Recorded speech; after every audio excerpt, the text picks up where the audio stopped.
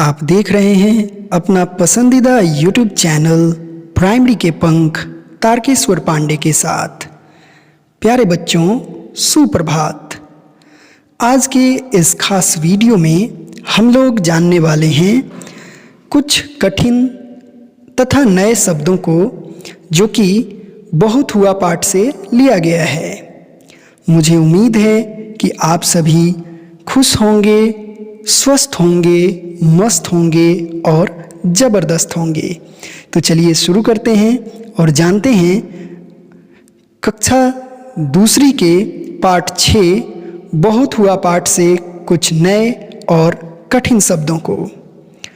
सबसे पहला शब्द है भैया। भैया का अर्थ होता है बड़ा भाई। भैया का अर्थ होता है बड़ा भाई। इंग्लिश में इसको एल्डर ब्रदर कह सकते हैं। इंग्लिश में इसको एल्डर ब्रदर कहते हैं और इससे वाक्य होगा, यह मेरे भैया की किताब है। यह मेरे भैया की किताब है। इसके बाद जो दूसरा शब्द है वह है कीचड़। कीचड़ का अर्थ होता है गीली मिट्टी या पंख। कीचड़ का अर्थ होता है गीली मिट्टी या पंख।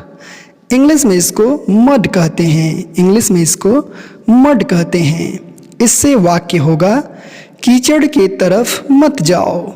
कीचड़ के तरफ मत जाओ। अगला शब्द है जो कि तीसरा शब्द है चूहा। चूहा का अर्थ होता है टपकना। चूहा का अर्थ होता है टपकना। इंग्लिश में इसको ड्रीप कहते हैं। इंग्लिश में इसको ड्रीप कहते हैं और इससे वाक्य होगा, मेरा घर बारिश में बहुत चूता है। मेरा घर बारिश में बहुत चूता है। इसके बाद जो चौथा शब्द है वह है बोरियत। बोरियत का अर्थ होता है उब। बोरियत का अर्थ होता है उब। इसको इंग्लिश में बोर्डम कहते हैं। बोरियत को इंग्लिश में बोर्डम कहते हैं और इससे वाक्य होगा, बिना काम हम लोग घर में बोरियत झेलते हैं। बिना काम हम लोग घर में बोरियत झेलते हैं। पांचवा शब्द है ज्यों। ज्यों का अर्थ होता है जिस प्रकार। ज्यों का अर्थ होता है जिस प्रकार। इंग्लिश में इसको एज कहते हैं। इंग्लिश में ज्यों को एज कहते हैं और इससे वाक्य होगा, मैं ज्यों ज्यों कहता हूँ त्यों त्यों करो। एक बार फिर से मैं इस वाक्य को दोहरा देता हूँ, मैं ज्यों ज्यों कहता हूँ त्यों त्यों करो। अगला शब्द है छठा शब्द, यह है सुआ। सुआ का अर्थ होता है तोता। सुआ का अर्थ होता है तोता। इंग्लिश में इसको पैरट कहते हैं। सुआ का अर्थ होता है तोता और इंग्लिश में इसको पैरट कहते हैं। इससे वाक्य होगा, सुआ हरे रंग का होता है। सुआ हरे रंग का होता है। अगला शब्द है सातवां जो कि है ताल। ताल का अर्थ होता है छोटे तालाब या पोखर। ताल का अर्थ होता है छोटे तालाब या पोखर। इंग्लिश में इसको पॉन्ड कहते हैं। इंग्लिश में इसको पॉन्ड कहते हैं और इससे वाक्य होगा, बारिश में सभी ताल तलैये पानी से भर जाते हैं। बारिश में सभी ताल तलैये पानी से भर जाते हैं। इसके बाद जो आठवां शब्द है वह है दुआ। आठवां शब्द है दुआ। दुआ का अर्थ होता है आशीर्वाद या प्रार्थना। दुआ का अर्थ होता है आशीर्वाद या प्रार्थना। इंग्लिश में इसको डिवोशन या प्रेइंग कह सकते हैं। इंग्लिश में इसको डिवोशन या प्रेइंग कह सकते हैं। इसको ब्लेस भी हम कह सकते हैं।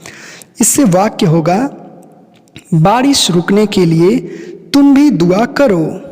बारिश रुकने के लिए तुम भी दुआ करो। इसके बाद जो अगला शब्द है वह है नौवां शब्द और जो नौवां शब्द है यह है सारा। नौवां शब्द जो है यह है सारा और इसका अर्थ होता है कुल या पूरा। सारा का अर्थ होता है कुल या पूरा। इसको सभी भी कहा जा सकता है। इसको इंग्लिश में हम ऑल कहते हैं, इंग्लिश में हम ऑल या टोटल भी कह सकते हैं। और इससे वाक्य होगा, मैं घर का सारा काम अकेले करता हूँ। मैं घर का सारा काम अकेले करता हूँ। इसके बाद जो अंतिम शब्द है वह है 10वां शब्द, और यह है फंसे। 10वां शब्द है फंसे। इसका अर्थ होगा उलझे। फंसे का अर्थ होगा उलझे, और इसको इंग्लिश में हम कहेंगे ट्रैप्ड। फंसे का अर्थ होगा उलझे, और इसको इंग्लिश में हम कहेंगे ट्रैप्ड। इससे वाक्य होगा, 4 कुत्ते कीचड़ में फंसे हुए थे। 4 कुत्ते कीचड़ में फंसे हुए थे।